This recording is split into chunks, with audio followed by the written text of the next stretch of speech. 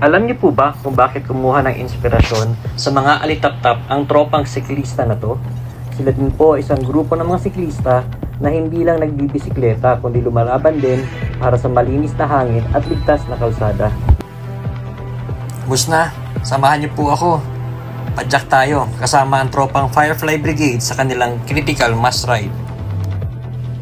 Paano nga ba nagsimula ang Firefly Brigade? Ito po, share ko po sa inyo ang na-research ko. Noong 1997 po, si Cathy Santa Ana ay sumali sa isang mahabang ride sa Pilipinas. Sa kanyang paglalakbay, napansin niya po ang mga walang tirahan sa tabi ng kalsada at naisip niya, paano ang pagbibisikleta ay hindi lang para sa transportasyon, kundi para rin sa mas magandang kinabukasan. Ang grupong ito po ay tinawag na Firefly Brigade dahil sa alitap-tap. Mga maliliit ngunit makinang na insekto na dati madalas nating makita sa gabi. Subalit, dahil sa polusyon at urbanisasyon, unti-unti po silang nawala sa ating mga lungsod. Katulad ng mga alitap-tap, naniniwala po ang Firefly Brigade na kung magiging malinis ang ating hangin at magiging maayos ang ating lungsod, babalik ang alitap-tap at babalik rin ang sigla ng ating kapaligiran. Dalawang activities po ang kilala ang Firefly Brigade: ang Tour of the Fireflies at ang Critical Mass Ride. Ang unang Tour of the Fireflies po ay ginawa noong 1999 at ito ay sinalihan ng 200 siklista. At simula noon, parami ang lumalahok dito. Ang Critical Mass Ride naman ay isang buwan ng sama-samang pagbisikleta na isinasagawa hindi lang dito sa Pilipinas kundi sa iba't ibang lungsod sa buong mundo. Ang Critical Mass Ride po ay isang mapayapang paraan upang ipakita sa publiko na ang bisikleta ay isa ring mahalagang bahagi ng ating mga kalsada at lansangan. Ipinapaalala din na ang ating mga kalsada ay hindi lang para sa mga limakin ng sasakyan, para rin po ito sa mga pedestrian, nagbibisikleta at iba pang gumagamit ng alternatibong paraan ng transportasyon o pagkukommute.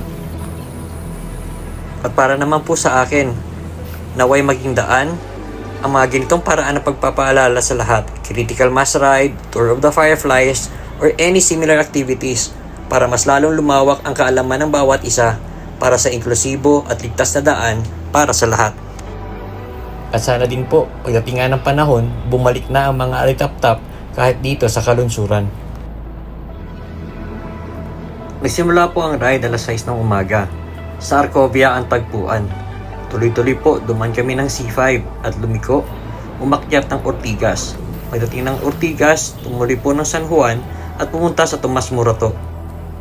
At sa Tomas Morato po ay aming nadatnan ang kanilang car-free Sunday. Marami pong mga nagja-jogging at marami ring umiikot ng mga bisikleta. Mula po Tomas Morato, tumuloy po kami ng Quezon Avenue. Direkta na po kami papunta ng Quezon Memorial Circle. At doon po nagtapos ang Critical Mass Ride ng Firefly Brigade. Kasama po ang mga tropang katiklop sa Tiklop Society of the Philippines at iba pang folding bike groups. Nandito rin po ang mga naka-road bikes, naka-mountain bikes at iba-iba pang klaseng bisikleta. Nakakatuwa po at sama-sama dito sa Critical Mass Ride na ito.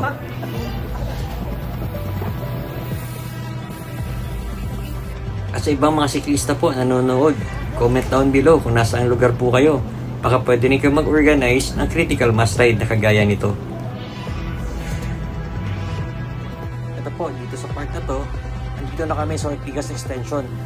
Medyo malagkit po yung lugar na to. Gawa ng ahon po ito hanggang Meralco Avenue. Ayan, sige, nauna muna po ako para makapagpwesto at makapag-video sa lahat ng dadaan sa taas.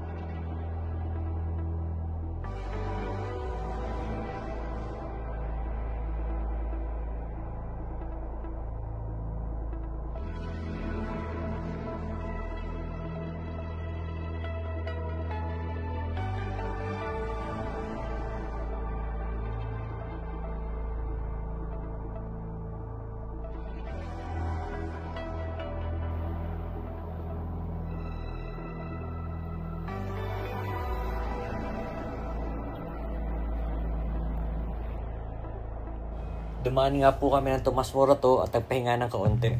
Water break po dito. Kung mapapansin nyo po, nakasara yung main street ng Tomas Morato. Marami hong nagwo-walking, may nagjo-jogging, at meron ding mga pumapadyak.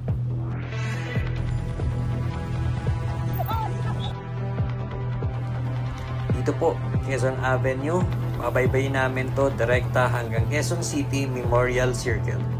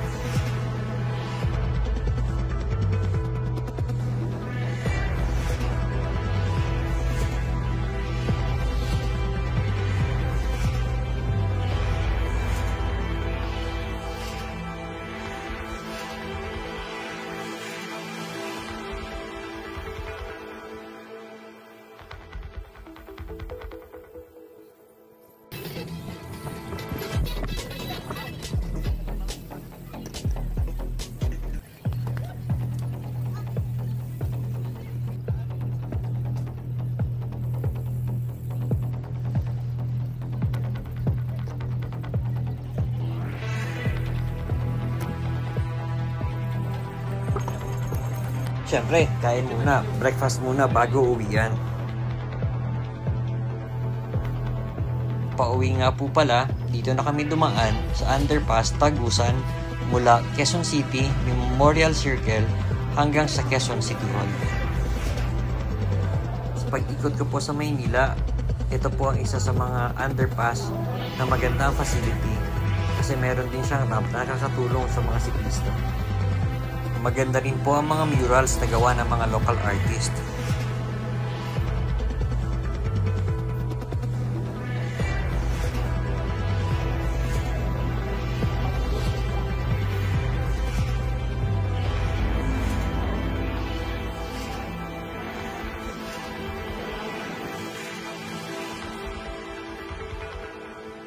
Sige po, hanggang dito na lang. Sana po nag-enjoy kayo.